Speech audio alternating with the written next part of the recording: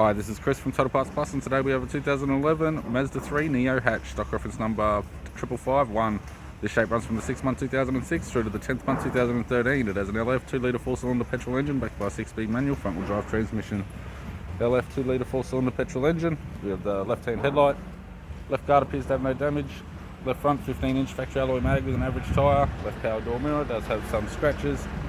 Both left-hand doors appear to have no damage. Left rear, 15-inch factory alloy mag with an average tyre.